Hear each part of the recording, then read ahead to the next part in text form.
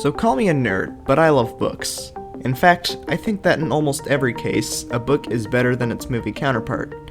Now you're definitely calling me a nerd, but let me explain everything first.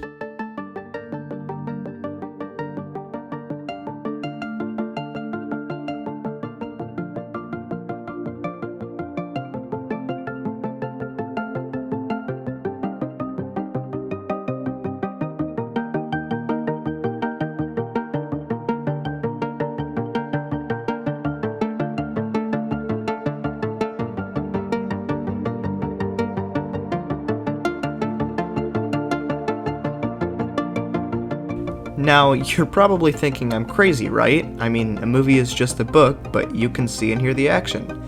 Well, this isn't the full story, and there are so much more things going on in a book that no screen can display. So many thoughts that no speaker on earth could recreate.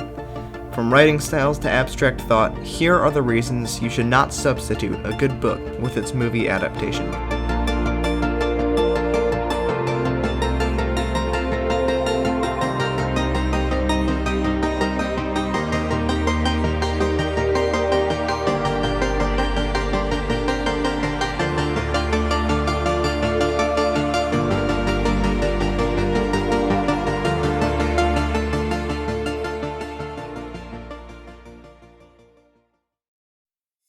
First, let me introduce myself. My name is Logan. I've been a storyteller for nearly my entire life, and this love of stories has brought me to create Fantastical, a YouTube channel all about enlightening, entertaining, and hopefully educating people about all things storytelling. Let's start with the behind-the-scenes work. Now, don't get me wrong, I have a lot of respect for the film production industry and have considered going into it myself. But there are certain things that most studios just aren't caring enough about when adapting books, such as the author's mindset. When a book is written, there's always some elements that reflect the author's own life. For example, as I work on my own novel, I noticed how much the main characters reflect me and my friends. I see the things that I hold as virtuous become a major part of the story. Everyone is created with a different mind, and it is incredibly hard, perhaps even impossible, for someone else to effectively reflect the author's vision of the story. And, especially today, many movie studios are trying hard to push their own various moral agendas. Now, I'm not going to get into what I do and don't agree with here, but this surely is a problem. Because while an author writes almost completely out of passion, there's a lot to lose when making a movie. Productions like these can cost millions of dollars, and the studio needs to make sure that the story aligns with the general public's moral opinions, even if they differ from the original story. For example, in 2020, there was a lot of talk about racial equality, and naturally, there were a lot of movies themed specifically on that subject. Again, there's nothing wrong with that, but sometimes the studios are disloyal to the books by placing in their own morals, which can sometimes be very contrary to the original, not to mention misleading. Chances are, many movie recreations of a book will have some kind of agenda, and it's not necessarily about morality either. All kinds of popular trends are going to be pushed in the movie in order to keep up their ratings. Of course, this isn't always the case, and it's actually one of my weaker points. However, I still think it's worth covering.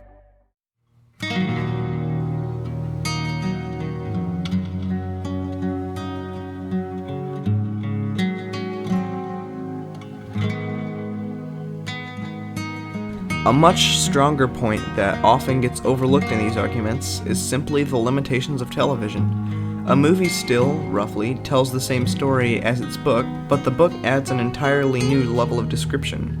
In a book, a point can actually be made much more powerfully since the author can use more abstract ideas to get it across. For instance, a TV screen can show you a person crying, and while that can be compelling, it can hit home significantly harder through well-worded metaphors and similes. Let's use the following video as an example.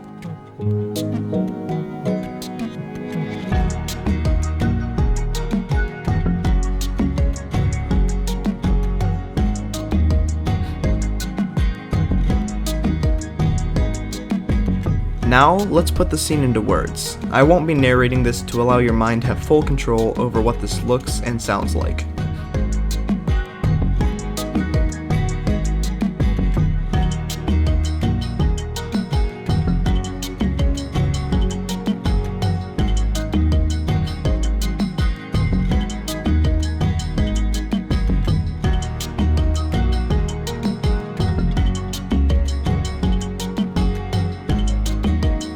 Did you notice a difference? While the clip may have helped to crystallize the action, the writing gave you the very thoughts of the character. You could almost see the emotion, and could imagine yourself being there more clearly and vividly. Abstract thought is a very hard topic to explain, but it is among the most compelling aspects of storytelling. And, as I said earlier, it can only be achieved through literature.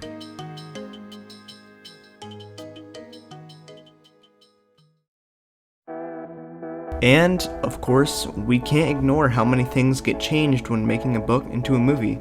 Sometimes it's just something simple like characters having different appearances. Other times, the discrepancy is major. For instance, Walt Disney's take on Robin Hood. The Book of Robin Hood, which I recently posted a video about, is about a brave group of men and women from 12th century England who lived as outlaws in Sherwood Forest. They stole from the rich and gave to the poor and fought for the return of King Richard. But Disney's interpretation portrayed the cast as animals. And while I don't think that's a bad thing on its own, it definitely cannot be a substitute for reading the original story. Of course, this point is on the extreme side of things, but it still applies universally.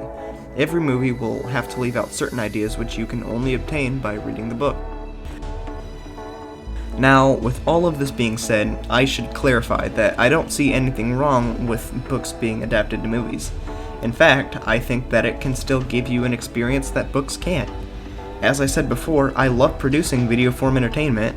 I mean, this is a YouTube video after all, not a book. The point that I'm trying to get across is that a movie cannot and should not be a replacement for a book. Even the best film producer with the most advanced technology is not able to perfectly recreate the experience of reading a good novel for yourself. The next reason on my list takes us back behind the scenes. As you probably know, movies are expensive to make, and as such, most studios' primary concern will be to make sure that it's going to pay well. Of course, popular stories already have a built-in fan base, so it's pretty hard for an adaptation of a popular book to tank, if you will. Sadly, though, this can sometimes end up with studios creating poorly made cash grabs. A perfect example of this is the infamous Super Mario Bros. Movie released in 1993. The original content was not a book, but rather a popular video game. However, this effect still applies. The movie was far off the rails from the lovable video game saga, but people still went and watched it. Why? Because when you make a movie based on famous video games, books, etc., you are almost guaranteed that the box office will hit, and cinemas will serve huge amounts of people with your movie. Even if the product is known to be bad, they just can't stand their love of the franchise. Or perhaps they just want to laugh at how bad it is. Many movies, sadly, are only produced for money and fame. Again, this isn't always the case, but it is definitely a real problem. And the last point I want to make is about the benefits of reading in general. Watching a movie is easy, everything is laid out for you, and all you have to do is keep watching and enjoy the show.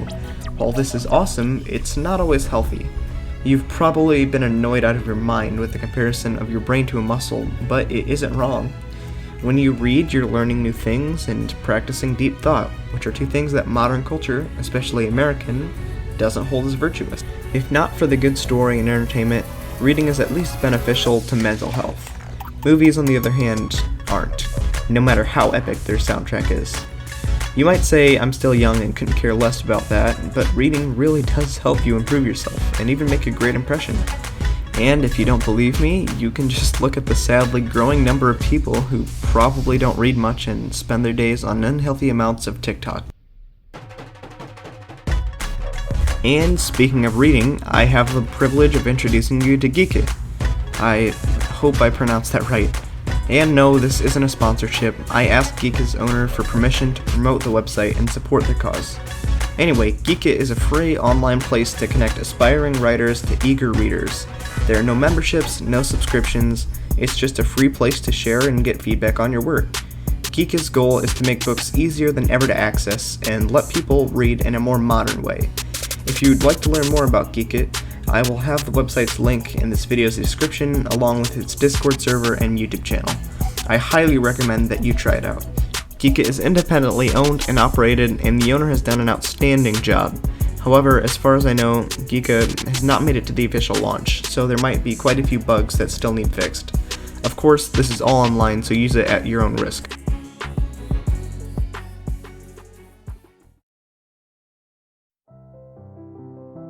And there you have it. We should not try to replace a book with its movie adaptation. While movies are awesome, books are far superior when it comes to telling the story. But, if you ask me, I'd say that the best option is to go for both. Sure, the films are no substitute, but they would make a great supplement. Anyway, I'm Logan, owner of Fantastical. Thanks for watching, and remember, we are all storytellers.